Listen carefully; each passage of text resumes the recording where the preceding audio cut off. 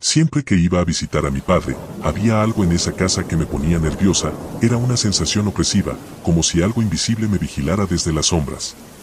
Era tan fuerte que ni siquiera podía dormir bien por las noches. No era solo yo. A mi hermana también le pasaba. Teníamos 17 y 15 años en ese entonces, ya grandes, y aún así, el miedo nos consumía tanto que papá terminaba durmiendo con nosotras en el cuarto. Pero lo más raro, lo más perturbador, era un muñeco de Buzz Lightyear que estaba en el estante del cuarto. Siempre que lo veía me recorría un escalofrío brutal por la espalda. No podía evitarlo, lo agarraba y lo lanzaba lejos, como si mis instintos me gritaran que no debía estar allí. Mis otros dos hermanos, Alex y Ale, vivían con mi papá y también comenzaron a sentir cosas extrañas. Una noche, mientras cenábamos, papá nos contó algo que jamás había dicho. Durante una temporada, Alex llegaba llorando a su cuarto cada noche. Decía que había un monstruo parado justo en la esquina de la puerta. Papá pensó que era solo una pesadilla más. Después de todo, Alex era muy dramático y miedoso. Pero lo inquietante vino después. El pequeño Ale también empezó a llorar por las noches, gritando que algo lo observaba mientras dormía. Fue entonces cuando papá, ya preocupado, empezó a dormir con ellos. Decía que así al menos se sentía más tranquilo. Una noche en particular, mientras todos dormían, papá escuchó una frase que congeló su sangre. Al infinito y más allá. Se quedó quieto, en silencio. Pensó que tal vez había sido un sueño. Pero entonces escuchó el sonido de un juguete, una cámara que reproducía imágenes cuando la girabas, una de esas que tenía Ale. El clic de la cámara se mezcló con esa voz electrónica. Al infinito y más allá. Se levantó irritado y fue a apagar el muñeco y la cámara. Los dejó sobre la mesa fuera del cuarto. Volvió a la cama. Pero apenas cerró los ojos, escuchó otra vez. Al infinito y más allá. Esta vez venía desde debajo de la cama. Papá, ya con los pelos de punta, revisó y encontró los juguetes justo ahí. Los sacó de la casa y los tiró directamente en la basura. Pero la casa no descansó después de eso, al contrario. Comenzaron los rasguños en las paredes, golpes en la madrugada y pasos en el pasillo cuando nadie caminaba. Una noche, la esposa de mi papá, que dormía sola, sintió como le jalaron violentamente las cobijas. Asustada, corrió a dormir con Ale y mi papá.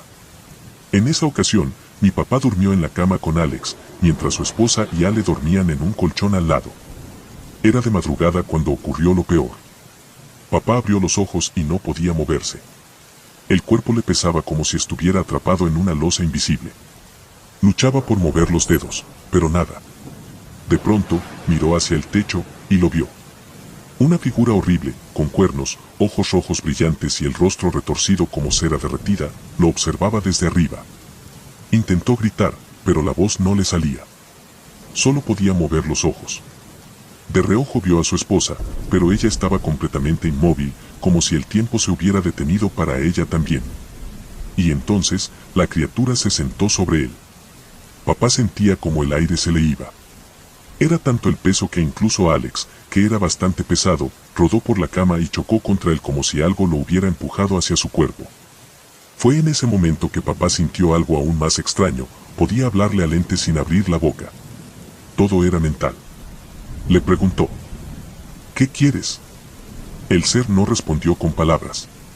Solo señaló a Alex con una de sus garras. No. A él no. Si quieres a alguien, llévame a mí, dijo papá en su mente. Y entonces, por primera vez, el ente respondió: ¿por qué lo proteges si no es tu hijo? Puede que no sea mi sangre, pero lo crié como a un hijo.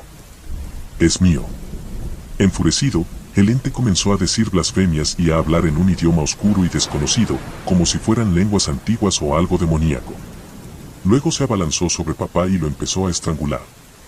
Su aliento era ácido, sus ojos ardían como brasas encendidas. Papá, sin poder hacer más, empezó a orar, pero mientras lo hacía, comenzó a hablar en otro idioma, uno que ni él mismo conocía. Las palabras le salían solas, como si vinieran de otra fuente. Sentía que Dios le daba las palabras, y justo cuando la oración finalizó, la criatura desapareció. Papá se levantó de golpe, jadeando, con los ojos desorbitados. No dijo una sola palabra esa noche. Nadie entendía lo que había pasado. Pero al amanecer, Cuando fue a sacar la basura, los 2 juguetes estaban en la puerta de la casa, intactos. Como si alguien los hubiera traído de vuelta. Intentó quemarlos. Los puso en el fuego, pero no se derretían, no se consumían, quedaban intactos. Tuvo que llamar a un sacerdote. Después de una bendición, una oración larga y profunda, los juguetes por fin ardieron. El fuego los consumió y, desde entonces, la casa encontró algo de paz. Hasta hoy, puedo recordar el al infinito y más allá.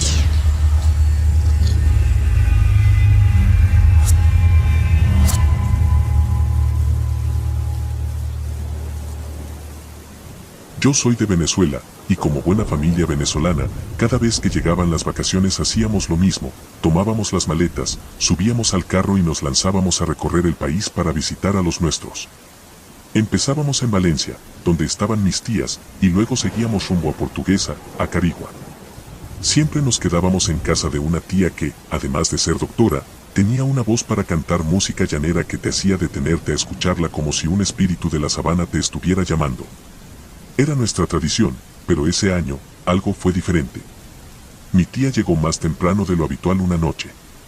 Entró saludando como siempre, fue directo a la cocina por un vaso de agua y se sentó en el sofá. Mi padre, que estaba preparando la cena, fue a acompañarla. Pero entonces, su voz cambió. La escuchamos llamarlo con un tono fuerte, seco, que resonó por toda la casa. Compadre, venga pa, contarle algo raro. Nos quedamos todos en silencio, reunidos en la sala, mis padres, mis hermanos y yo. Salí de guardia temprano. Llamé a un taxi para que me trajera. Cuando el carro llegó, fui a abrir la puerta delantera, pero había un señor sentado allí. Pensé que era un amigo del chofer, así que me subí atrás sin decir nada. Ella tomó un sorbo de agua, y lo que dijo después nos congeló la sangre. Íbamos por la carretera, y el chofer me mira por el retrovisor y me dice, señorita, ¿por qué no se sentó adelante? Ella se rió. Pensó que era una broma. Ya casi llegaban a la casa. Pero justo antes de bajarse, le preguntó al chofer. ¿Usted trabaja siempre con el señor que va adelante con usted? El chofer palideció de inmediato, los ojos se le abrieron como platos, casi como en esas películas de exorcismo. ¿Qué señor? Señorita, yo siempre trabajo solo. ¿Cómo que hay alguien conmigo? Mi tía, ya perturbada, intentó calmarse y le preguntó si había perdido a alguien cercano. Sí, un viejo amigo. ¿Era así, de esta forma? Le describió mi tía. El hombre comenzó a temblar. Ese era mi compadre. Falleció hace meses. Pero, si usted lo vio, entonces él sigue acompañándome. Y se fue. Sin más. Cuando mi tía terminó de contar eso, recibió una llamada. Su rostro cambió por completo mientras hablaba. Al colgar, nos lo dijo. Era un amigo espiritista. Me invitó a una reunión espiritual este fin de semana. No explicó nada, solo dijo que fuéramos. Que nadie puede ir de negro. Pasaron los días y llegó el fin de semana. Salimos rumbo al lugar. Era lejos, casi 2 horas de camino por carreteras llenas de potreros, ganado, caballos y cultivos.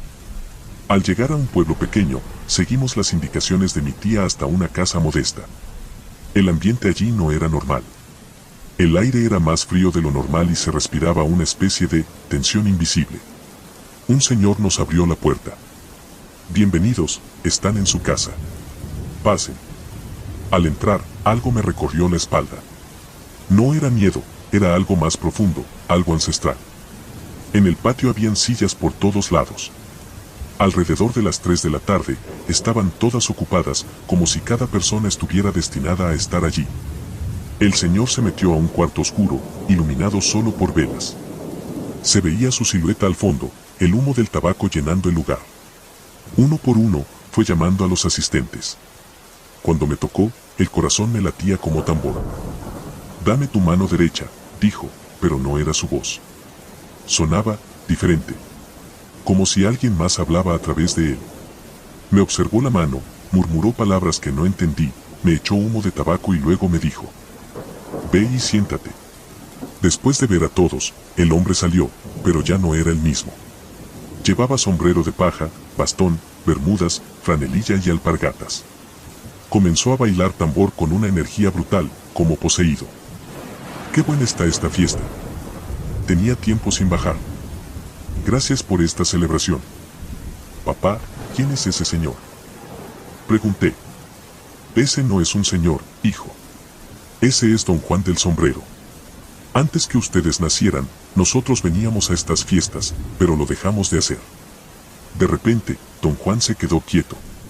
Caminó hasta el patio, recogió algo del suelo y comenzó a comer vidrio. Así como lo oyes. Masticaba los trozos como si fueran hielo. No sangraba, no mostraba dolor. Mi padre me dijo: eso no es hielo, hijo. Son botellas rotas. Y entonces comenzó la verdadera pesadilla. Mi tía empezó a reírse como una bruja, gritos que se volvían más y más fuertes. Su voz ya no era suya. Era otra, y daba miedo. El espiritista salió corriendo y nos roció con aguardiente. Todos los niños entren ya a la casa. Ya. Nos metimos de inmediato. Afuera comenzó una tormenta brutal, con ráfagas de viento que golpeaban las ventanas. Los gritos y carcajadas de mi tía retumbaban por toda la casa. Mi hermano y yo, con la curiosidad propia de la edad, miramos por la ventana y comenzamos a sentir un frío intenso. Nadie más lo sentía. Y de pronto, silencio. Lluvia, viento, gritos, todo cesó. Los adultos entraron. Nadie hablaba. Más tarde, mi padre nos contó la verdad. Durante el ritual, una bruja intentó poseer a mi tía. Él la vio en un árbol al fondo del patio, con una nube negra a sus espaldas. Y cuando la lluvia comenzó, también vio como una ráfaga se la llevó, desvaneciéndola en el aire. Pero lo peor aún no había terminado. En el camino de regreso, yo le dije a mi padre: papá, ¿por qué no tomas el carril derecho?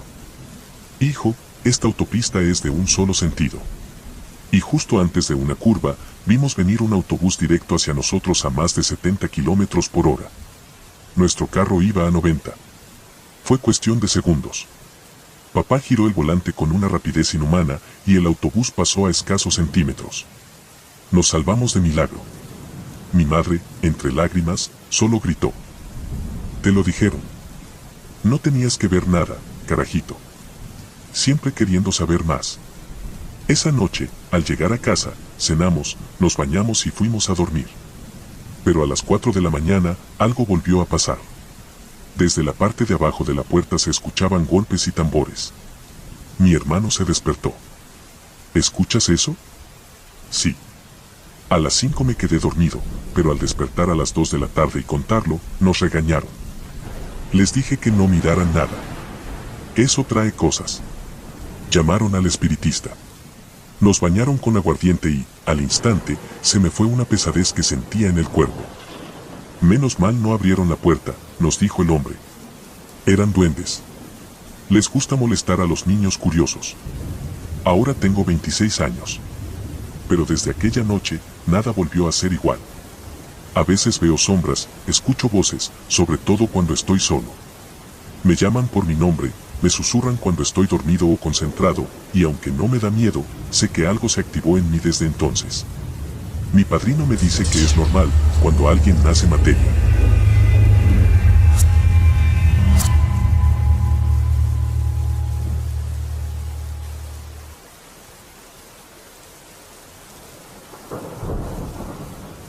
Lo que les voy a contar ocurrió hace algunos años, cuando me dedicaba a trabajar como vigilante nocturno.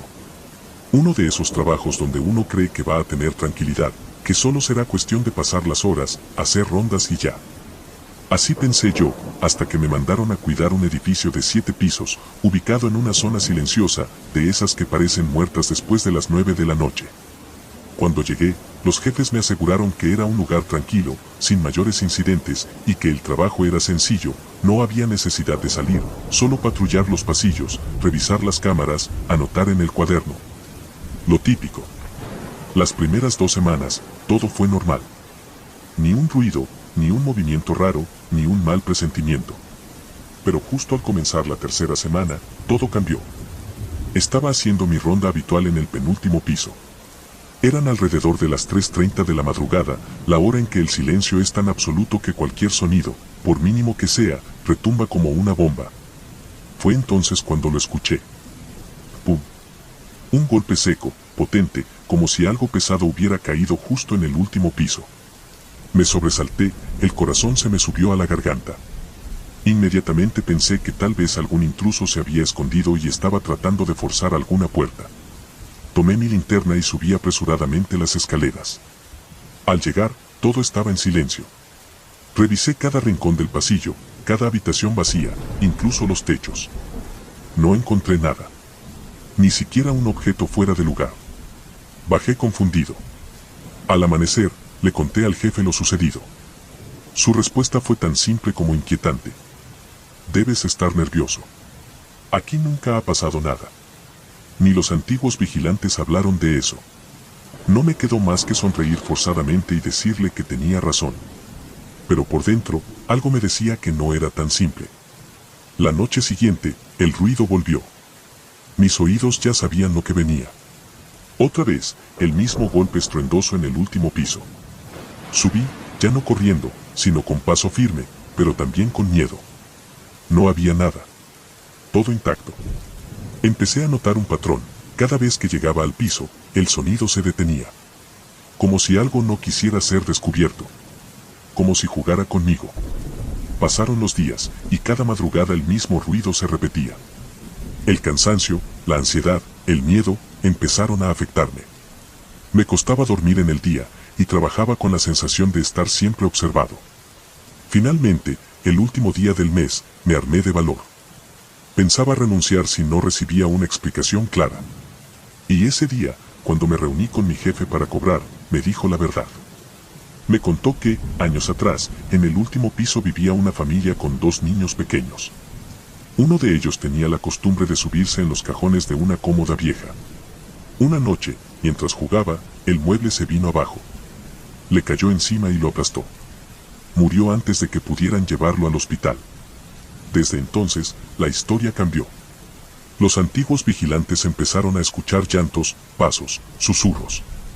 Algunos incluso afirmaban haber visto al niño, corriendo por los pasillos o sentado junto a la ventana. El ambiente se volvió tan pesado que los inquilinos de los últimos 2 pisos se mudaron. Nadie aguantaba. Por eso, esos pisos no se alquilan más. Están cerrados. Pero si quieres seguir trabajando, solo quédate en los primeros 5. No subas más.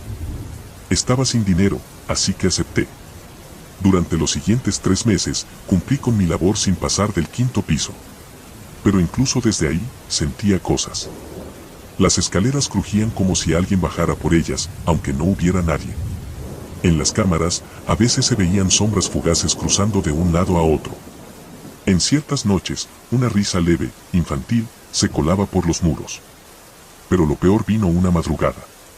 Estaba revisando las cámaras cuando vi algo que no podía ser posible, una silueta de niño, caminando lentamente por el 6.º piso, pero las luces estaban apagadas.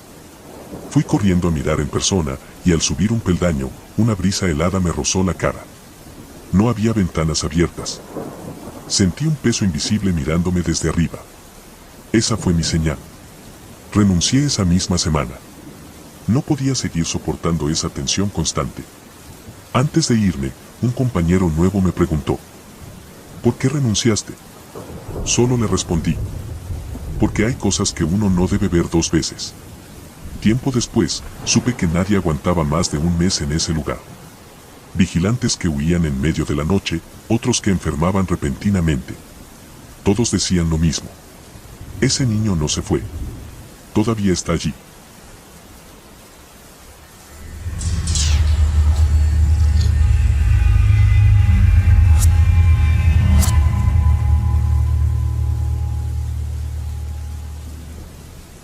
Lo siguiente que les voy a contar, le pasó a mi abuelo cuando era joven, y aunque muchos creyeron que fue por estar pasado de copas, él juró toda su vida que aquella noche lo siguió algo que no era humano. Todos los fines de semana, mi abuelo solía juntarse con sus amigos del pueblo a tomar unas copas. El lugar donde vivía era tranquilo, pero muy oscuro de noche. Las casas estaban muy alejadas unas de otras, y después de las 10, prácticamente no se escuchaba ni un alma. Esa noche, ya algo tomado, se despidió de sus amigos y tomó el camino de siempre de regreso a su casa. El viento soplaba fuerte, y solo la tenue luz de la luna alumbraba el camino de tierra. Pero justo antes de llegar, ocurrió lo inesperado. A unos metros frente a él, bajo la sombra de un árbol, estaba parado un hombre. Al acercarse, lo reconoció, era un viejo amigo de la infancia. No lo veía desde hace años, y se alegró al instante. Se abrazaron, se pusieron a conversar, a recordar viejas anécdotas de cuando eran niños, cazaban ranas en el río o se escondían en los maizales. Entonces, su amigo le dijo: «Acompáñame a dejar un encargo. Está aquí cerca. Luego nos regresamos al bar con lo que me paguen y tomamos otro trago». Mi abuelo se quedó paralizado al oír eso. ¿Cómo que otro trago? Su amigo nunca tomaba alcohol. De hecho, había hecho una promesa de vida, no beber jamás, ni en celebraciones. Eso lo puso en alerta. A medida que caminaban, se fueron alejando del pueblo, la poca luz de los postes desaparecía y el silencio era demasiado profundo. Todo se sentía mal. Había algo que no encajaba.